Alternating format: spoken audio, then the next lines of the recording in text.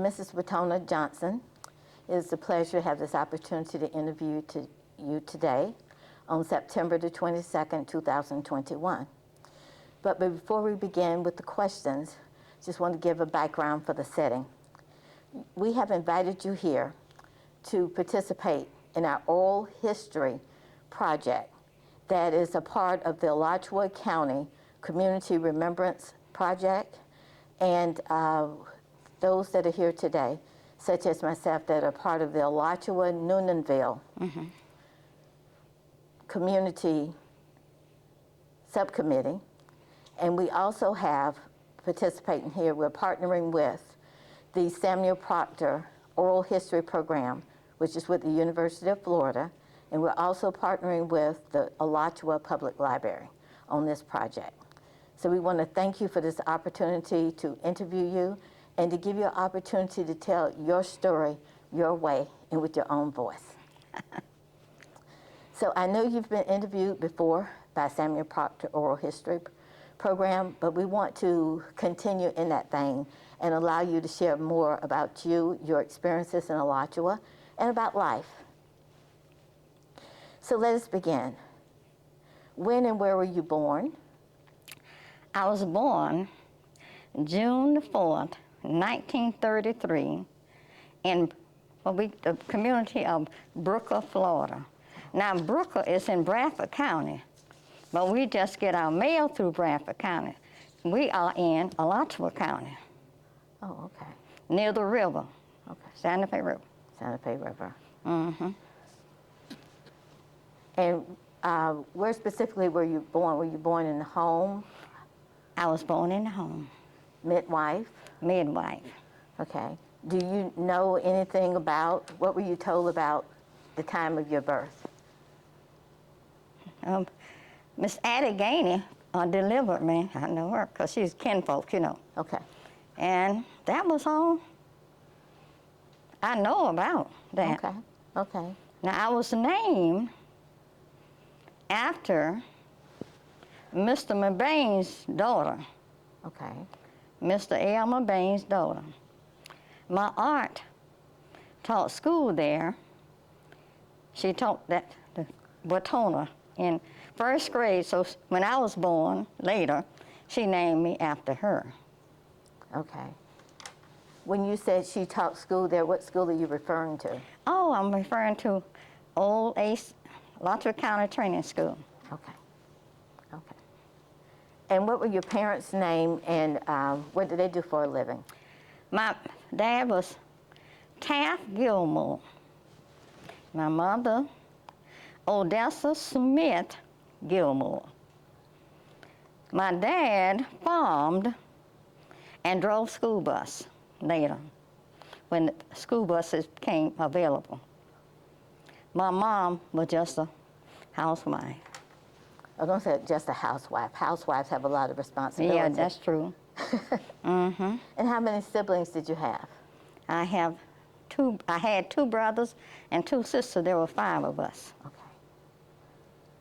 I am the oldest, Oh, okay. and I'm the only one alive. Okay. What were their names, your siblings? Henrietta Gilmore O'Neill,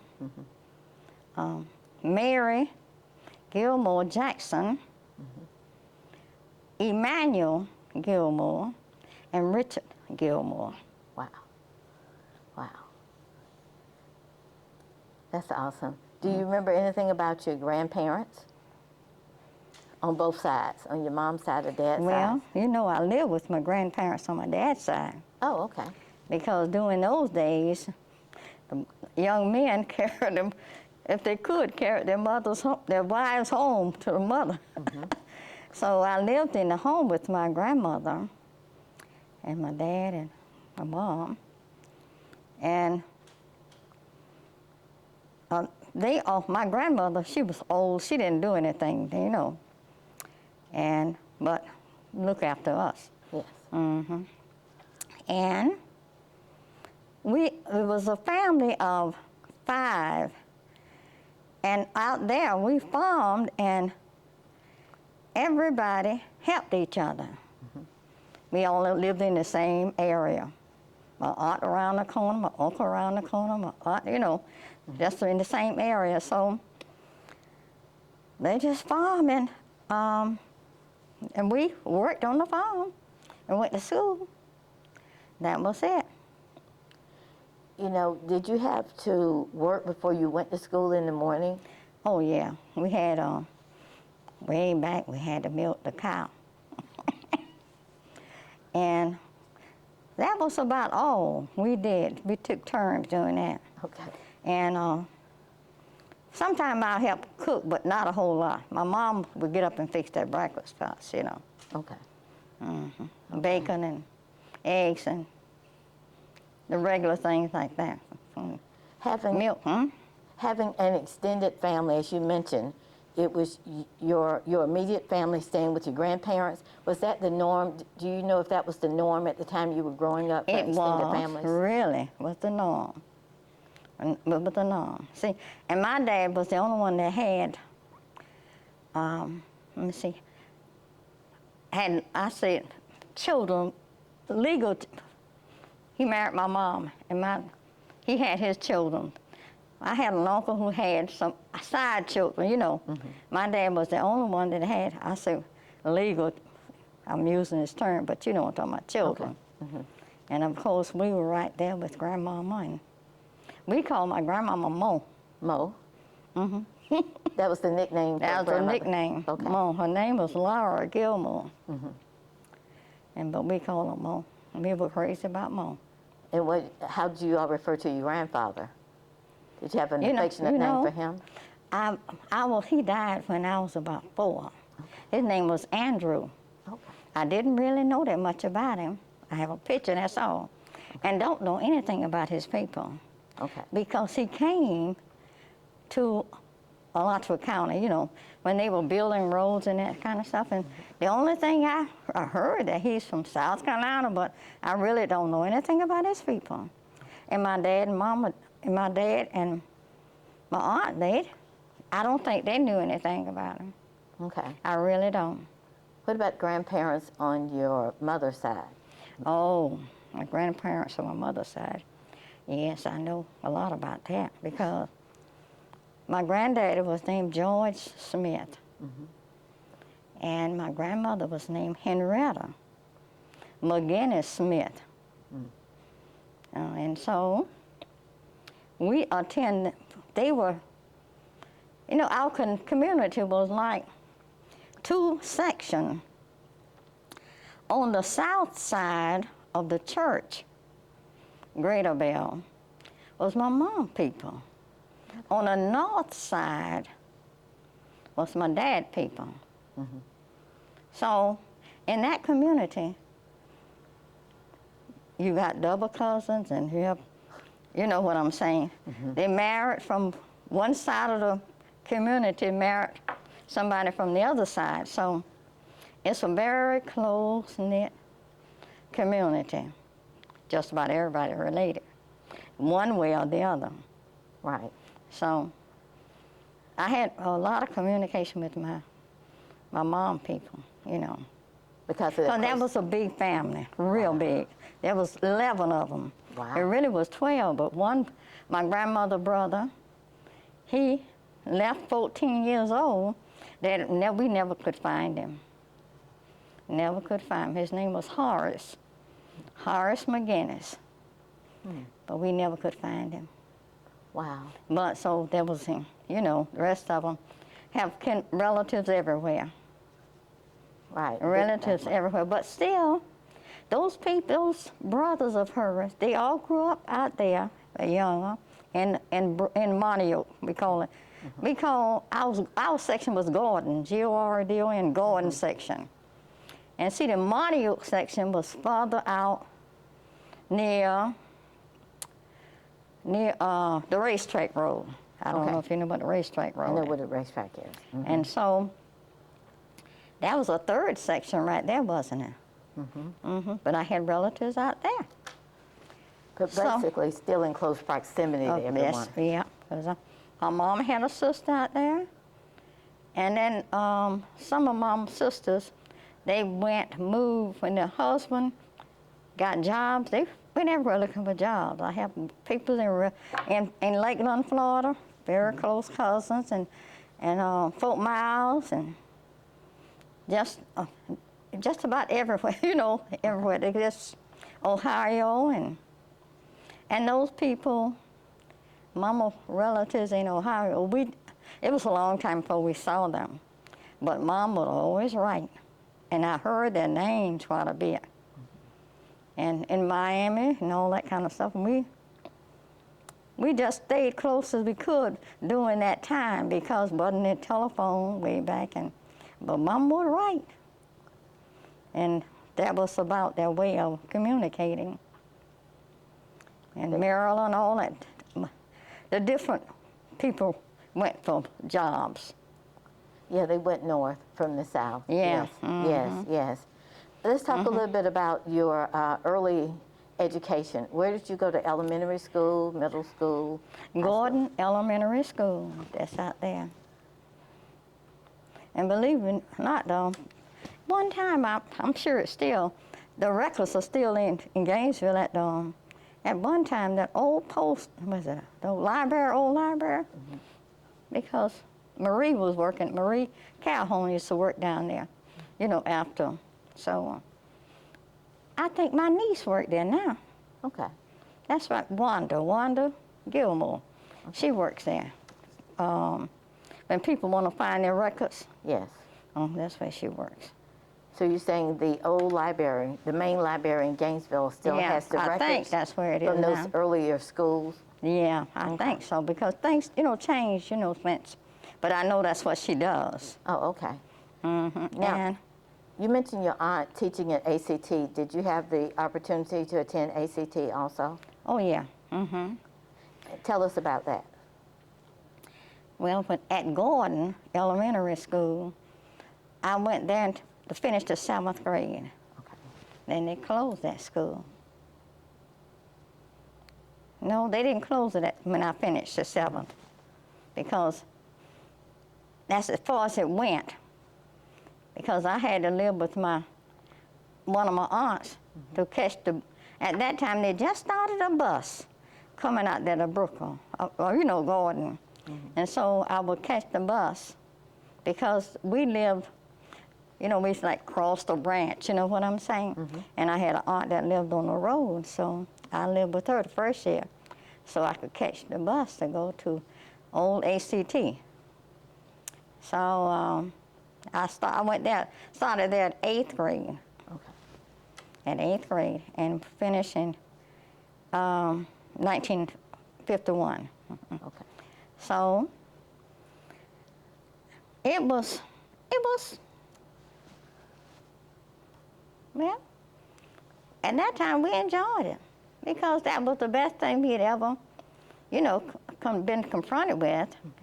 Because the year before, the children who went to old ACT after finishing 7th grade, one of the family members had a station wagon. So he carried as many as he could in that station wagon. The family paid him a little money. But thank God the next year, they had these flat buses, well, I say flat, the buses, flat tops, you know. I know the one we were on, flat top. Now, you'll hear Merlene say theirs were, they might have had one, but she's in the Monio section, Merlene would be. Okay. And I'm in the Gordon section. Okay. So every little community had their own school. Okay. There was a school out there, and a school, even in Haynesburg, and they had a little 2-room school. Okay. And that was where we got our first learning from. So after you finished the 7th grade at all those community schools, right. Everyone went to the old Alachua if County they training. had transportation. Oh, okay. See, the first year, well, they started transportation at first year when I went to start 8th grade. But those kids who finished 7th grade earlier, they had to find relatives, or, you know, get some of the children went to other little towns to live, like Palatka, my cousin Palatka, and different places. Okay. Marilyn said she went to Stocks with her sister for 1 year. But the parents made a way for the children to go to school. What was the most significant thing or things that you recall from going to the OACT? Well, you had, well, it was more or less a family-like situation, because the people from Moneo and Gordon, we sort of knew those kids, even though we didn't ride the same bus, because of the church connection. Right. When they had, they fellowship at different churches in different communities because there were relatives there. Right. So, and, well, we didn't have a lunchroom, they were selling little soda water and crackers from the window. That's a little small building they had. Mm-hmm. And we were, or either you carried your own lunch. Oh, okay. You eat. Didn't have a lunchroom to eat find your spot, you and your friends. And so that's where we ate. Everybody had their little spot, their little group of friends, Right. So, well, it was enjoyable, it was. Now, my math teacher was Mrs. McBain. And I didn't and she gave me, if I didn't know something, she said, "You're not like my daughter." Even though you named after her. Yeah, Okay. she would give me down the country if I didn't do what I was supposed to. Mm-hmm. Now, I didn't know the daughter now because they were grown. Mark taught her, Okay. Mm-hmm. What type of extracurricular activities did you all have at the OACT? They only had basketball and the football. Okay. That was about all. A choir, Okay. Mrs. Welch. Yes. And that was big. She had a big, nice choir. And that was about all. Okay. Where'd you go to college? Florida A&M. Rattler. Rattler. It wasn't university then. It was just Florida A&M. All right. College, college. Right. Mm-hmm. And what was your major? Elementary education. Mm-hmm. And my aunt, the one that named me, Yes. She carried me there. I said, she carried me there. You hear me? Mm-hmm. It wasn't that I wanted to go to college now. I thought I could join the Air Force or something. I just thought that's where I wanted to go travel. Okay. But being in my situation, in the section of the country, she never asked me. She told Mama to pack my suitcase, them little flat suitcases, and she carried me there. Went to the gymnasium during that time and registered. So I didn't talk back at her or anything like that. She didn't have any children. So she was helped Daddy with his children some. So we knew to respect her. Yes. And I went to college, just like she told me, and she wanted everyone in the family to do it. My brother wouldn't go, neither one of them. They had girlfriends, they wouldn't go. But my two sisters went, but they said, I'm not going for no 4 years. They went for cosmetology. Both of them went. The oldest one, we stayed together. And one went to cosmetology just 1 year, Yes. And then after my sister under me finished, she started a beauty shop. Shirley from Tallahassee. She started a beauty shop there. And then the next one came, and she went back home and started doing beauty shop in Lottie. And then she met a boy and married a man from Lottie, Florida. So, Oh, okay. and that's the way that was. Were there any particular teachers or significant events that happened throughout your early education years, even through college, that really impacted your life? Well, I had some teachers who really seemed to special care, you know, and who I really looked up to, you know. So that was in college and high school. Now in the elementary school, you know, my aunts taught me. Yes. Aunt Ormy and Aunt Animal, the one that she didn't teach me because there was another teacher in first grade. So she taught me, but she soon came to that school. But my Aunt Ormy was the principal, and she taught me too. That was my daddy's brother's wife. Okay. So I had two teachers, two aunts that worked at me, old ACT. Right, two role models in terms of teaching. Yeah. Yeah. What about your family? Did they attend church when you were growing up? Oh, yes. That was the big meeting place, church. And we had to walk, you know, good distance. But that was the name of the game. You had to do it. Yes. And, you know, we didn't see other people until on Sundays at the church. So that would be the sort of, how you doing, and that kind of stuff. And it was just a happy gathering. Wow. And my church was right across the road from the school. The school is dirt road. School was on one side and the church was on the other side. But, you know, during that time, relatives gave land to put the school on. It wasn't that the county bought the land. It was my cousin who gave the land, and we put right in front of the school, near the church. And we used the church pump to get water. Wow. So we had our play swings and thing in the trees in the churchyard. Well, that was the playground. The playground. Okay. Okay. That's right. And see, this was done by family members, and wasn't like the county. And at 1 year, maybe 2 years, the county furnished some food, and my aunt, whole thing, she would get up early, she wasn't driving then, and have on boots and walk to the school.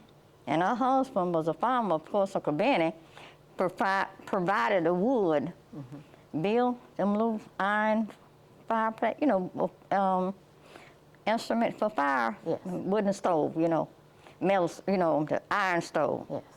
And she would fix a fire, and when we got there, the place was warm. And I just think about how she managed to do that.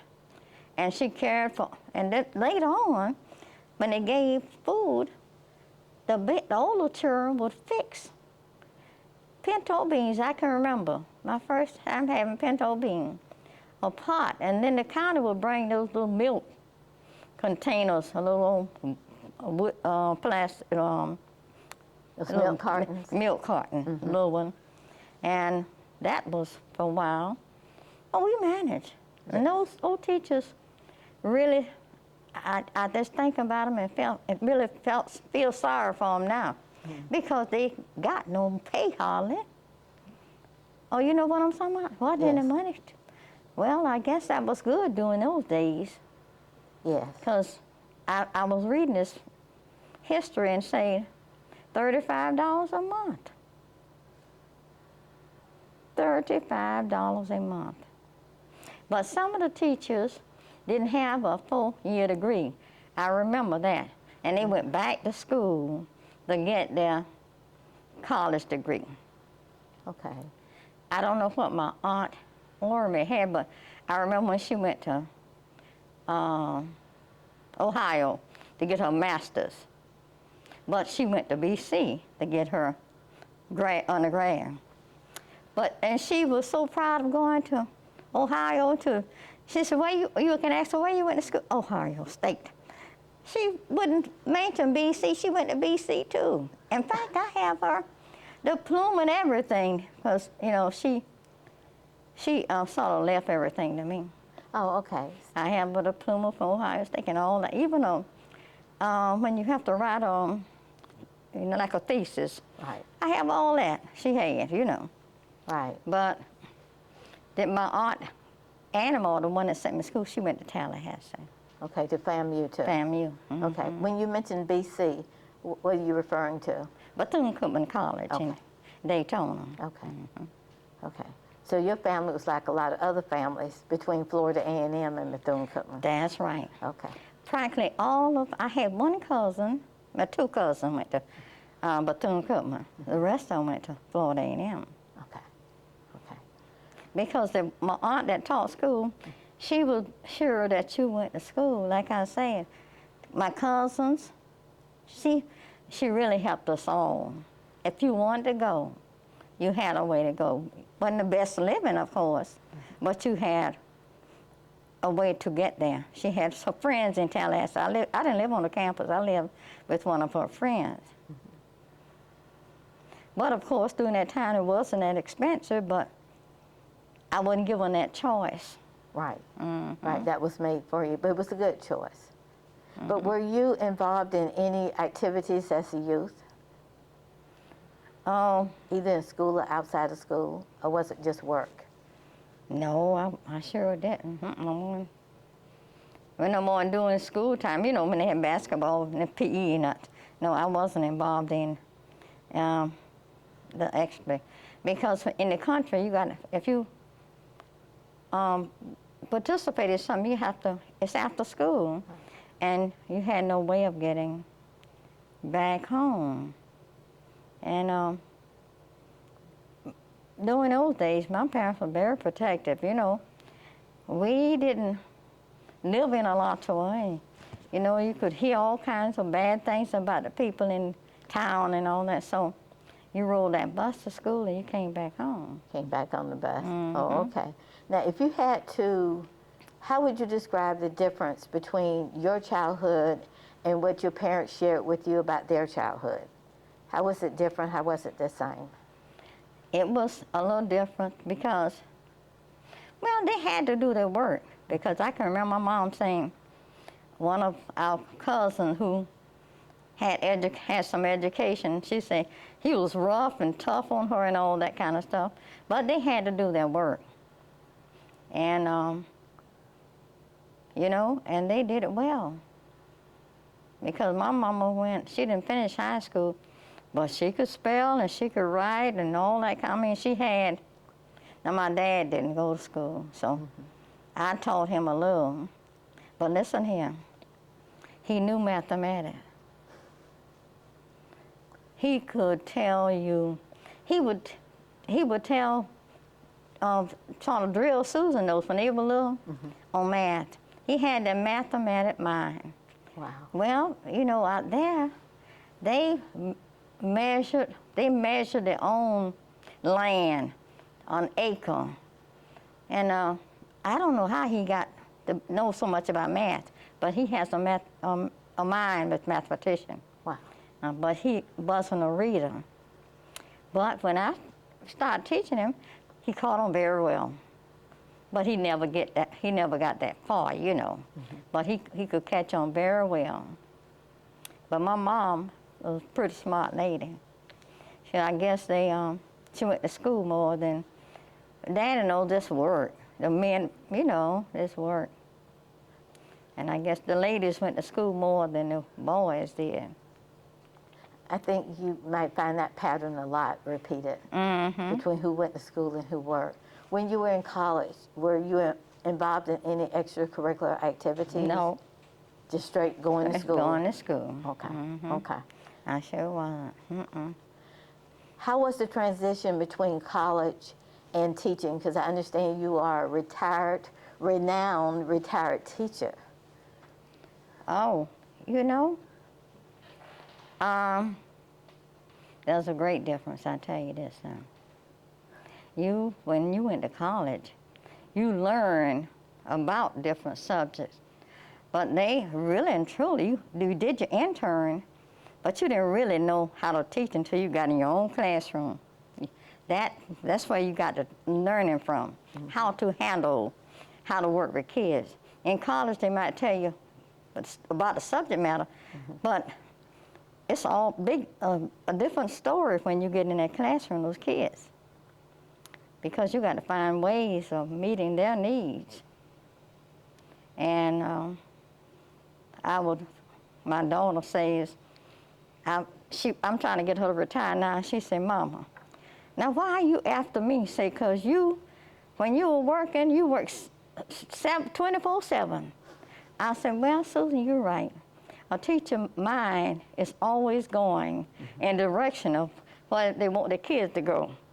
You could be at night thinking about, how am I going to get to meet John's need? You know about it, Miss. So it's really a challenging job. You never just not thinking about the kids. You always got them. You always have them on your mind. And trying to reach them wherever level they're at. And Susan said, Mama, I taught my daughter and my son, the oldest son. He said, Mama, you would say, if you want a child to learn something, you got to, she would say that,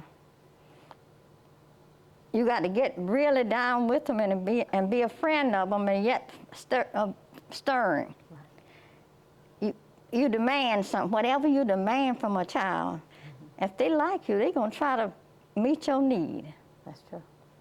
They're going to try to do what you want done. But you sort of have to set that goal. So from what you shared, it seemed like your relationship with your pupils was very important. Very important, very important. I expected a lot. And I received a lot. Yeah. You know, from your years of teaching, you were teaching elementary school. Was it always the same grade level? No, not always the same grade level. But on the second grade, I taught most of the time. I taught first grade, but I had been teaching second grade a long time. But when I went to the first grade, I said, this is good, because you got a chance to really set the mold here. You know what I'm saying? Yes. But then they transferred me back to second, but I began liking the first grade pretty good, because that was where I could sort of get them going. Right. How long did you teach school? At 39 years. 39 years? Oh, that's a long time of commitment to educating and forming those young minds. What schools did you teach? Now, I taught my first year it was Lincoln High School in Gainesville. Okay. But that was before the new Lincoln was built. Right. It was a combination school at that time, elementary and high school. So that was my first. I did my internship there. And then Mr. Oliver Jones, not the old man, he would just come to lunch, sit right in front of me. He wasn't a talker. And he would say, Miss Gilmore, what do you expect to do? He would just question me, and I'd be so nervous. So when I finished my internship and that was available, he hired me at Lincoln, but it was in the elementary department, And I worked there until, more subjects started being added to the curriculum. And so my aunt Animal became special ed teacher. That's when special ed starts, And it was when she taught special ed. When they hired her at special ed, they asked me if I wanted to go to my OACT or stay at Lincoln. So this OACT is where I graduated, and I knew. So I chose to come there. So I stayed there and for the rest of the time. left there, went to, Newnansville, the school. Then went to Alachua Elementary, the white school, and then to Irby. I retired from Irby. Wow. See, you have a lot of varied experience. Sure, there are probably a lot that you can share, not only with us, but other teachers. But if you had to sum up your 39 years as an educator, what would be the advice you would share with young teachers today? I would tell them, first you have to get to know the student. That's one thing I never, like if a child came to me from first grade, I'm sorry, I didn't look at the comments on the record because that was their experience, not mine. And I didn't want to go in as a pre-judging children. Each child has its own individual style, so you have to get to know the children and expect great things from them. Just expect them to do the work. And so, like I say, if you expect that, most time you get it. But if you're the kind that, well, whatever, that's going to be whatever. Now, believe it or not, there were teachers who didn't, take things as serious as I did. My daughter said, "Mama, you kept us something?" I said, "Yes, I did." She would call me Miss Johnson. I said, "Susan, why you know?" Because if I say Miss Mama, you wouldn't look at me. And little Timmy was my oldest son. He was the same. They know I expected a lot. Stan was in my class too. Stan Richardson. E. Stanley Richardson. Yes. I always, not most of the time, I had the up on the smarter kids. Most of the time, that group, they started grouping them, and then a couple of years I had the lower kids, and they were just as good, You had to find ways of meeting their needs. I remember one year I had a group of boys, they were low. I couldn't get them to relate to the book, so you know what I told them? To find a picture of a tractor, a horse, or anything. And they built their own little books and things. Then they could relate to what they say, then I will write it. Okay. And I said, "This is your story." And then it became real to them. You understand? Yes. So there are many ways you have to reach kids to let them understand that this is real. This, it's not a game. Right. It's your story or somebody else's story, Right. But I enjoyed teaching, though. I sure did.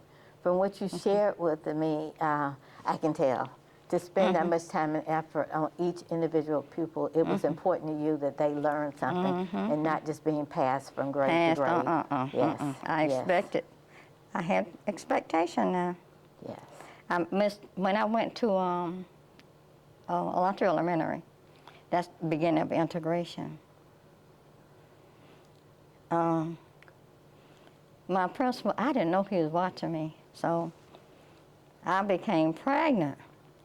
So I said, "Mr. Irby, I'm going to get off." He came to me, he said, "No, Wetona, I don't want you to get off, you work." He said, "Because I've been watching you. You don't leave when the bell, you stay around and get your work done. So you don't leave him when it's time for the teacher to go." Right. I had not known he was watching me. He said, "Now, if you don't feel like coming, you got sick days." So I worked the whole time. Not that I wanted to, but he asked me to stay, because he had noticed, So it's a commitment. Yes. It's a commitment. Yes, most definitely. Mm-hmm. Well, we're going to shift a little. You're married. Can you tell us about your husband and how y'all met and how long were you married? We married in 58, let me see. And he died in 2016. So that was a long time, wasn't it? Yes. like 50-some years, right? Mm-hmm. Yes. And he was in the Air Force. So I met him in Valdosta, Georgia. Mm-hmm. I had an aunt there that had a lot of land. Well, I say a lot. At that time, she had 110 acres. And That's a so we lot. would go there. She didn't have any children. We would go there and help her around sometime. And then I went. Anyway, I met my husband.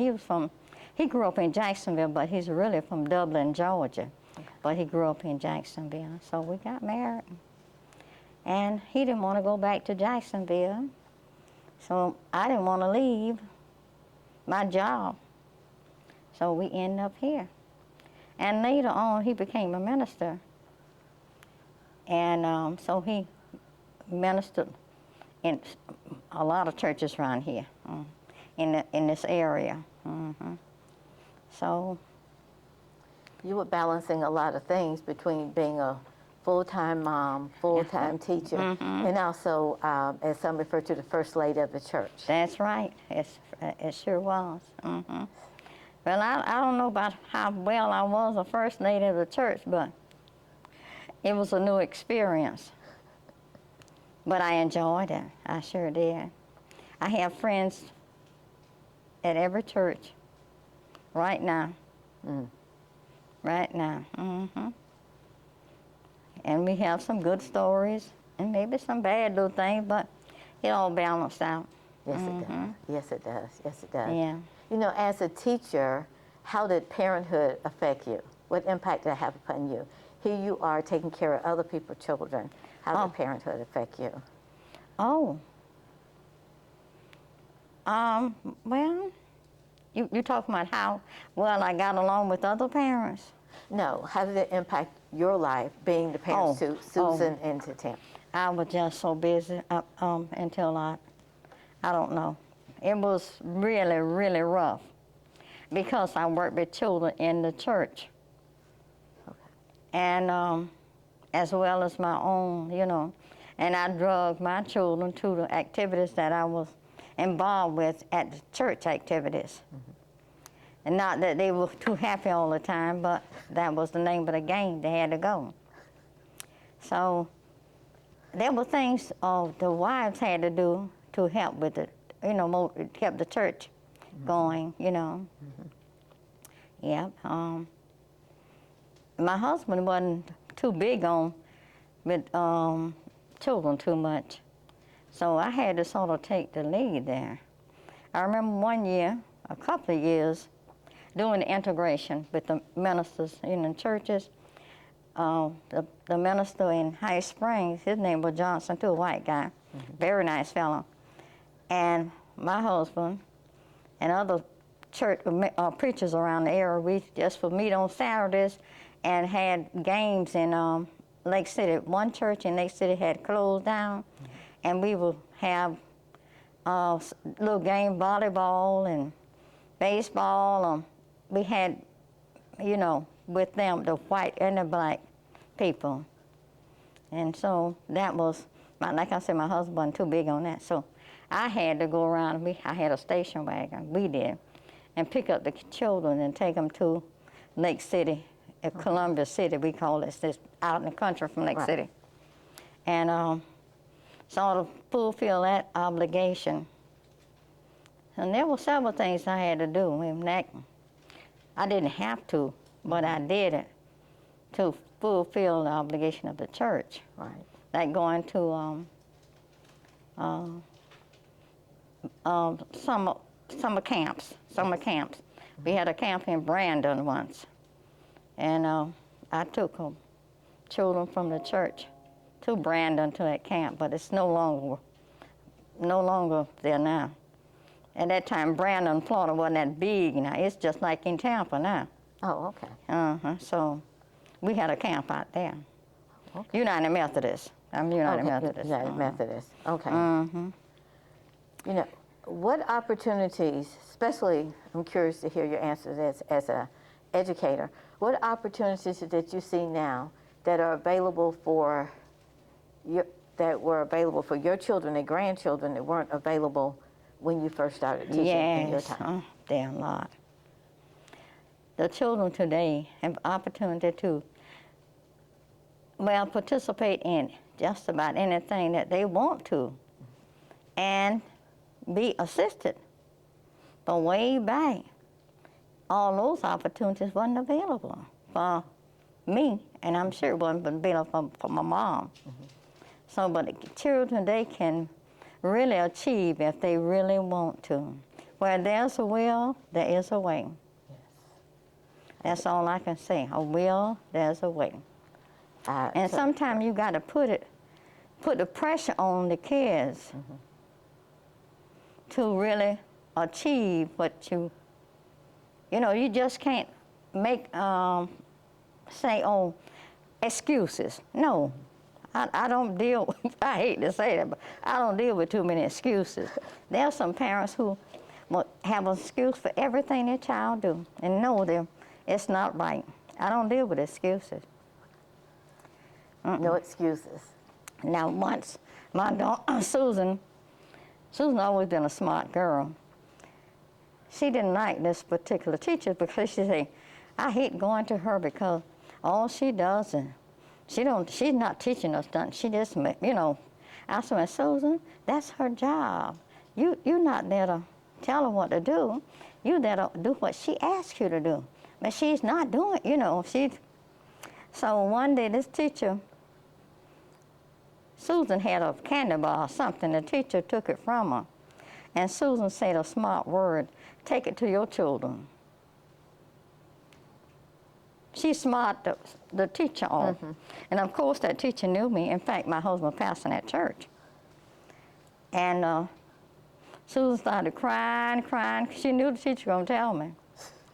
And I gave her down the country. I said, you don't do that. She learned from there.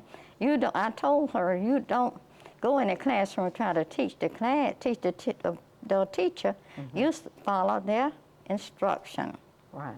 And it'll work out. Yes, it will. So I don't tolerate that kind of mess. Excuses. Excuses. Yes, no excuses. No excuses.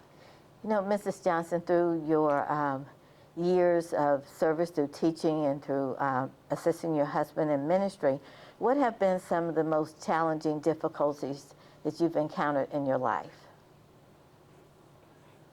Challenging difficulties. I don't think it was difficulty, but I'll tell you what, it was sort of, well, it was difficult. When my husband was going to Emory University in Atlanta, Yes. I worked every Sunday, every summer. I worked every summer. And at the last class week of his school at Emory, he would come and get us and we would go to Atlanta and to be there when he complete his work. And it was a lot of work for him too, because Emory wasn't easy. No. But I did that, and we stayed home, and I took care of everything, and it was something I did, and it kept me busy, and I don't know why I did it. I said I could have. I don't know why. But the only reason I know why I did it because he was in school and didn't have this was summer school. Right. And it wasn't an income, and so I wanted an income, you know. Yes. And so I guess that's why I did it, but I did it. And the principals always hired me for the summer school. So I had no problem getting a summer job. But during the summer with him in school, that made you almost like a single parent in a way, in that you were carrying the whole household while he was away. Yes. Yeah. Yes. So, but I didn't have children my children never gave me any problem. I like the old people say, knock on wood. They never gave me any problem. My youngest boy, at the time my dad and mom was living with me, and my dad was real sick, and I was concentrating, I was working, and I didn't follow him up. He was in McBain then. I didn't follow him up as I should have. And then when my dad passed, I went to see what he was doing. I found out he wasn't doing what he should have been doing. Because I hear when he came from school, I'm busy with Dad, and children, you got to ask them. You got to sort of question them about what went on, Yes. and I didn't do that. But he got all right, you know. I told him, I said, Tim, Jimmy, that's Jimmy. 2 out of, I said 2 out of 3, not bad. When he knew my 2 older ones was doing well, and I said 2 out of 3, not bad. I'm not going to Urbane High School of Santa Fe. I'm not going to Santa Fe to see that you do your work. You know what? That year he made the honor roll. So he got the message. I said, I was surprised. Because I said, I'm not going there to see what you're doing. You on your own. He did. And he did well. Did well. But did see, well. I could have put it on the teacher. You know what I'm saying? Yes. And then I would have been hurting him. So you got to sort of reverse this somewhat. Right. Let them be responsible. Right. And let the ownership be on them. Right, You know, I want to ask you, shift in another direction here. Okay. What do you think about the political climate of today? How is it similar to when you were growing up as a young adult, or is it about the same? How would you describe today's political climate? Well, you know, a long time ago we weren't too into politics too much, you know. But, you know, I say, system now is, it only takes the good master to straighten it out. That's what I'm going to say. Yeah. The Lord to straighten that out, because it's a mess everywhere. You listen to the news, it's just really difficult. It's a difficult time for everybody. Yes, it is. Yeah, Yes, it is. So, I can't blame anybody for anything. I'll go either way, because there's a little wrong in all of it. That's what I see it. Okay. What did you think about the election of Barack Obama? Oh, you know I went along with that. You know I did. And he sort of, you know, I think that him being a president for 2 terms, Yes. it was good. But listen, I don't want to get you off. But he put mud in the water, because some people never forget it. Right. They won't say it was good. They gonna try to say it was some bad act of him being president. So some people never live it down. But it was a good move. Good move. And people just got to realize that we all human, and it's going to be a change. And it is a change, and we have to accept the change and work along with it.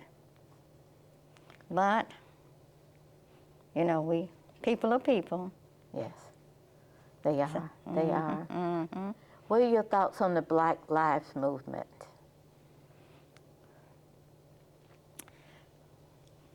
That movement is all right, but I think, I hate to say this, a lot of it, we could be at fault about a lot of it. I think sometimes it's carried too far. Sometimes I think we have to assume responsibilities too, even as being Black.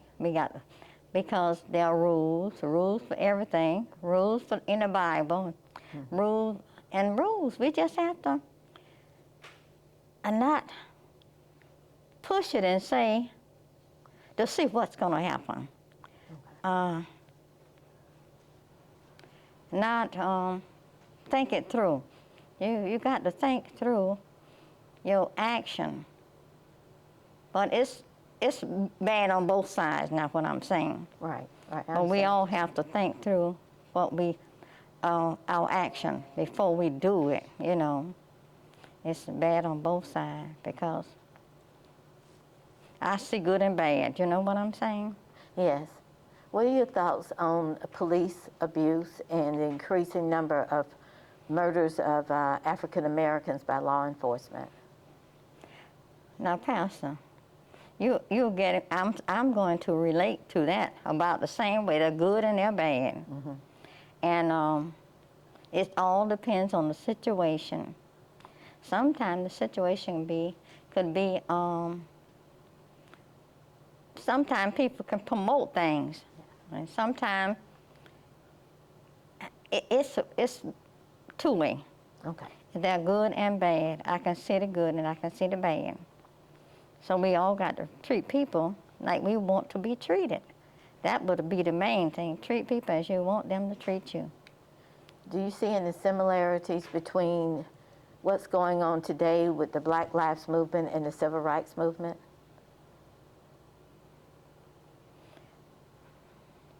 Well, the Civil Rights Movement was a little more,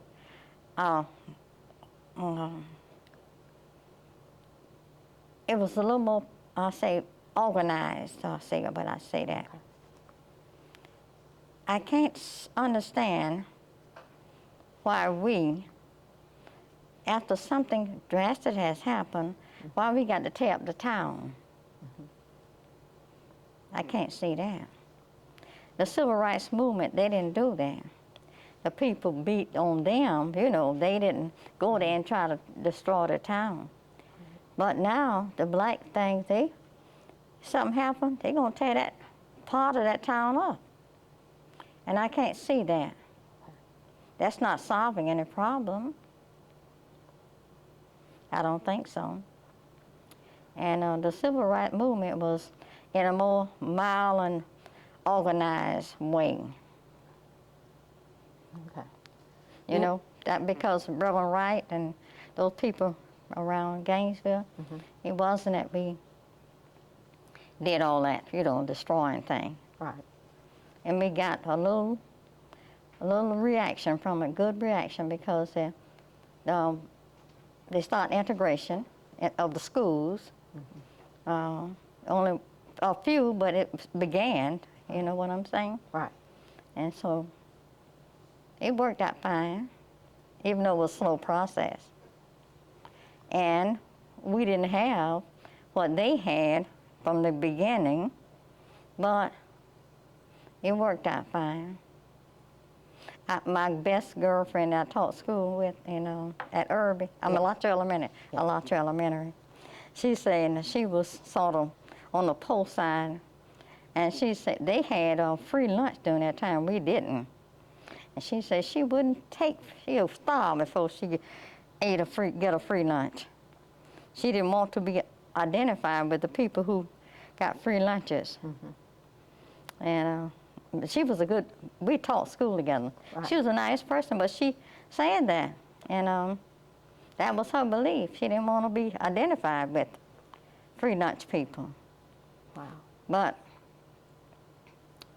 we all have reasons for what we do. Because she didn't want to do that because she didn't want people to know she was on the post side. Yeah. And so, but it all working out. Now the kids, all of them get free now. So it's working out. I don't know. Maybe it'll make a change sometime, but it is what it is. Yes, it is. Yes, it is. Yes, it is. And we have to make the best of it and think through. I think people should think in terms of what's best for everybody, Right. and not just me. And And that will broader. solve some of the problem. Right. What about COVID-19? How has it affected you and your family? Well, I've had my shot, Yes. and I'm tried my best to get. My older son was very, very willing. He's highly diabetic, and he knows. But my younger son, it took him. He's only had one. Every time I tell him, he tries to make like it's not real. I tell him all the time, I said, baby, I don't want you to get it to find out it's real. I don't want that to happen to you. So I think the job might have encouraged him too. He's a mechanical engineer. Okay. And they might have, just a lot of them, they might have, because they had the people coming to that job to give shots if you wanted to. And some of them might have encouraged him to get the one shot. Because I had preached and didn't seem like I was getting anywhere. So I'm trying to preach now to get the second one. Yes. And his wife is a non-believer too. Oh, okay. And so she went and got her shot when he got his. Okay. And got the oldest boy, the one boy shot. But then the girl who's 14, she hasn't had it. Okay. So I believe if we all go and get a shot, that'll help a lot with that virus. Right. Those people who are able, because I was surprised that so many people had not taken the shot the first time, Right. And then they started getting sick, and it's a known fact that shot attacks the weakest part of your body. Yep. I'm just talking to a lady today. No, that was last night. She called me. Her husband died. They buried him last Saturday. Yes. Said he got his kidney, and his kidneys, knocked him off. Wow. And so he died, Right. And she was saying he was, seemed like he was doing all right, but it tells you that thing hits the weaker part of your body, and it's no joke. Right. COVID-19 has been very challenging to all of us. And then it affects your mind. Some people, 'cause my neighbor, she had it pretty bad, and she repeats herself all the time, and it hit her mind. Sure did. And she's not old as I am. She's 10 years younger than I am. Wow. And so I can tell. As we as we approach the close of this interview, is there anything I have not asked you about that you would like to share with us? Well,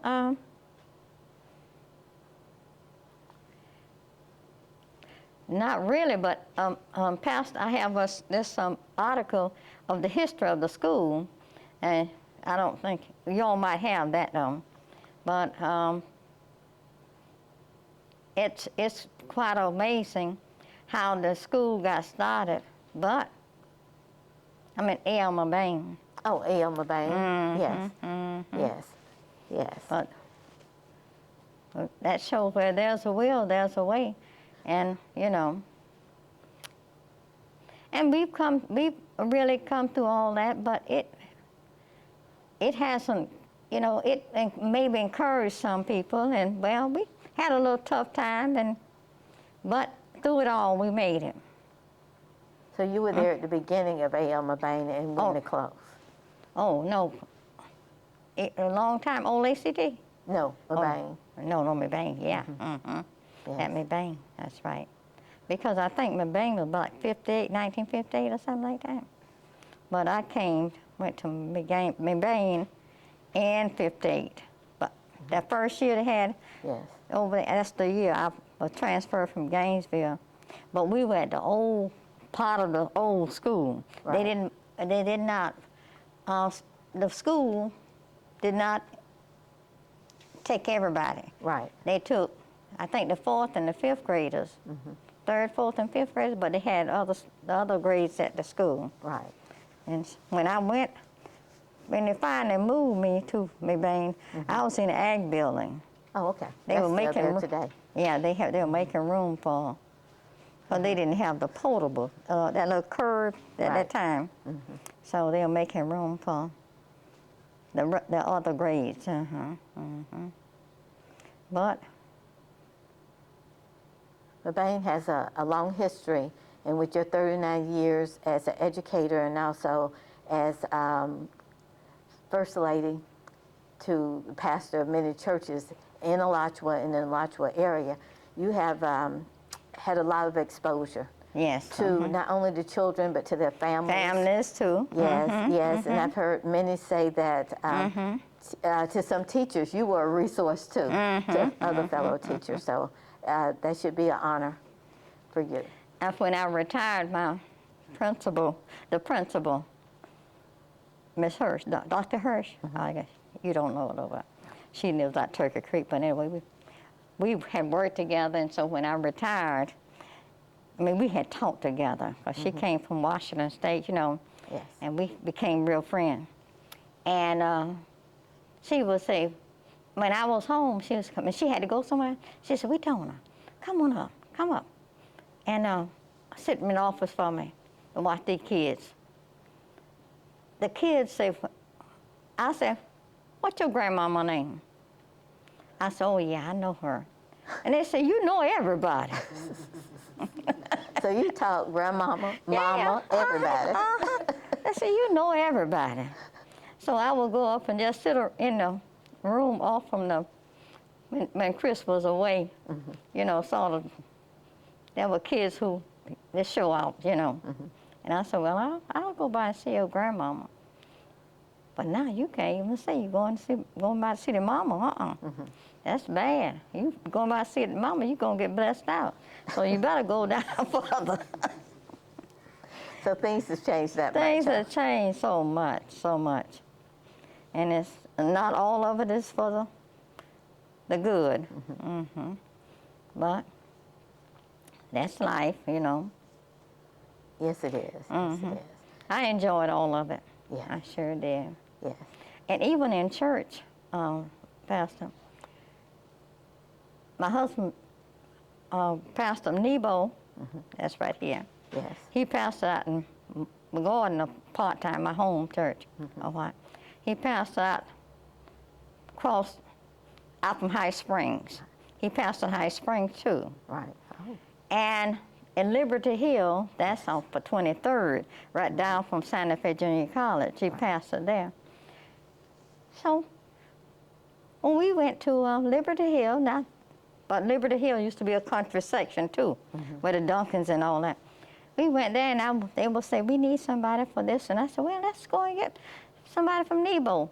As close as that, they didn't know Nebo people. Oh. Because during that time, certain people gathered on certain section. Right. They didn't know Nebo people. They knew of the church, but they didn't know Nebo people. And I said, my goodness, say, y'all right here, you don't, no, we don't know them. But they became friends, we all, you know. And surely they didn't know High Spring people. Right. But see, I was able to pull them all together. So we end up, the High Springs, all of those being very close church friends. But they didn't know it then, you know. They said, Miss Johnson, you know everybody. I said, no, I don't. I just been around so many people. And you just don't forget the people. Yes. My husband, Pastor O'Keller, I got a good friend. She'll call me. I mean, Lake City, they still call me, Miss Johnson. And they say, I'm so sorry y'all left. We can't stay there forever. But it was fun, and I didn't, you know, I just love all of them. And I just got along with all of them. So. And that shows. It seemed like it was mutual. As much as you gave, it was so generously given back to you. Yeah. And I want to thank you for this time, and it's been an honor and a privilege to have this time to hear you share your story, your way, about your varied life experiences. And it is much appreciated. And I wonder, I said, Lord, 88 years, it went fast. I just don't know. I'm not used to sitting home. I'm just used to doing things. And so time passes when you're busy. Yes, it does. So I've enjoyed it. I have enjoyed it. Well, thank you for sharing. And that came across in the interview, your joy in giving. Yeah. So thank you very much. And thank you for inviting me. Welcome. I enjoyed it. Thank you.